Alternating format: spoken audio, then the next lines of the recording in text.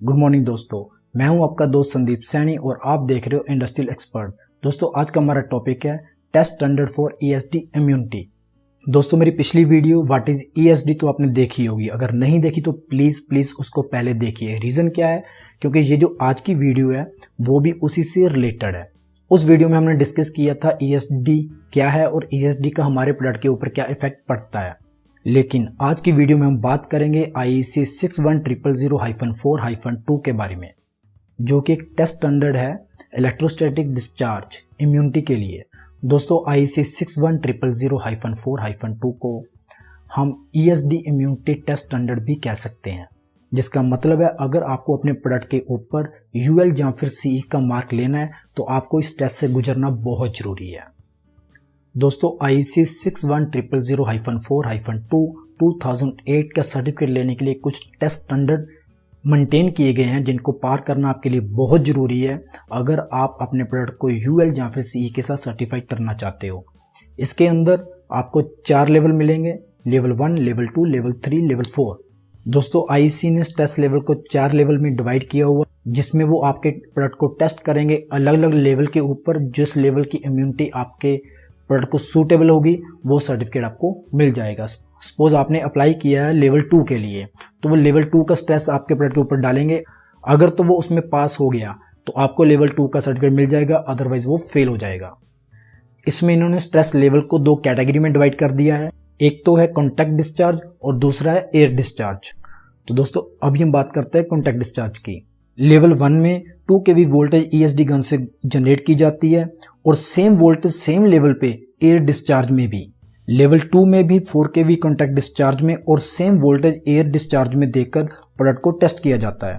लेकिन लेवल 3 और लेवल 4 में कॉन्टैक्ट डिस्चार्ज में 6 kV और 8 kV के साथ टेस्ट किया जाता है और एयर डिस्चार्ज में 8 kV और 15 kV की वोल्टेज से टेस्ट किया जाता है। दोस्तों जिस गन से ESD टेस्टिंग होती है वो काफ़ी महंगी होती है और IEC के स्टैंडर्ड से मैच होती है।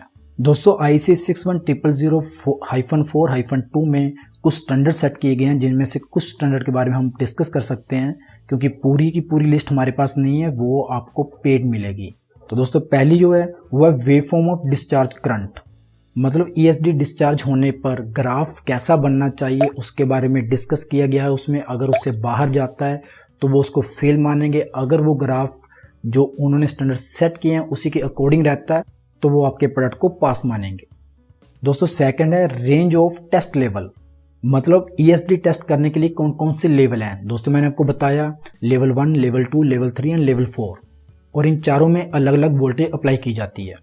दोस्तों फोर्थ है टेस्ट सेटअप, मतलब टेस्ट परफॉर्म करते हुए आपका जो सेटअप है जिसके ऊपर आपने प्रोडक्ट रखा हुआ है वो इंफ्रास्ट्रक्चर कैसा होना चाहिए, आपके वहाँ पे सेफ्टी कैसी होनी चाहिए, उन सब के बारे में ब्रीफली बताया गया है।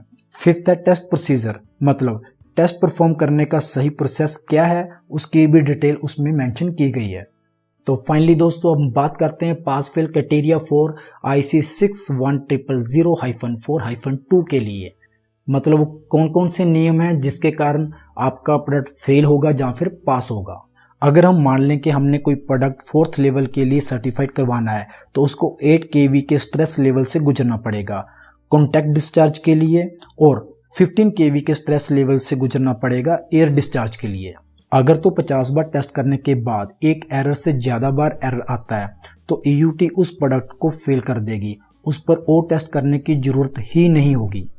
और अगर सिर्फ एक एरर आता है पहले 50 डिस्चार्ज टेस्ट के टाइम पे तो उस पर दोबारा दूसरा टेस्ट होगा और अब की बार उस पर दोबारा से 100 बार डिस्चार्ज टेस्ट किया जाएगा, और अगर इस दौरान कोई एरर नहीं आता तो EUT उस प्रोडक्ट को पास कर देगा, और अगर इस दौरान एक से ज़्यादा एरर आते हैं तो EUT उस प्रोडक्ट को फेल कर देगा। और अगर सिर्फ एक एरर भी आता है 100 बार टेस्ट करने के बाद भी तो इस पर फिर से तीसरी बार 100 डिस्चार्ज टेस्ट किए जाएंगे, और अब थर्ड टेस्ट में अगर कोई एरर नहीं आता तो इस प्रोडक्ट को पास कर दिया जाएगा, और अगर इस बार एक एरर भी आ जाता है 100 डिस्चार्ज टेस्ट के दौरान तो फिर EUT इस प्रोडक्ट को फेल कर देगा। तो दोस्तों आपको पता चल ही गया होगा, अगर आपने अपने प्रोडक्ट के ऊपर UL या फिर CE का मार्क लेना है तो आपके प्रोडक्ट को कितने लेवल पर कितनी टेस्टिंग पास कर कर निकलना पड़ता है। और कुछ लोग कहते हैं सिर्फ ब्रांड नेम है इसीलिए ये महंगा है, कहने का मतलब कोई भी ब्रांड ऐसे ही ब्रांड नहीं बन जाता, लेकिन सिर्फ हमें समझना पड़ेगा कोई ब्रांड इतना बड़ा ब्रांड क्यों बन जाता है और अगर वो इतना महंगा है तो उसका रीज़न क्या है। लेकिन हमारी इंडस्ट्री में कोई भी इतनी अहमियत नहीं देता इस चीज़ को समझने के लिए।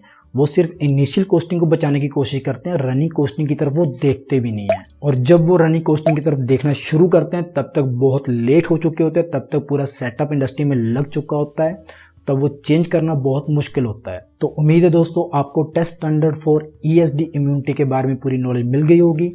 अगर आपको मेरी वीडियो अच्छी लगती है प्लीज़ लाइक एंड शेयर कीजिए और मेरी नई वीडियो का नोटिफिकेशन पाने के लिए मेरे चैनल को सब्सक्राइब कीजिए। Thank you.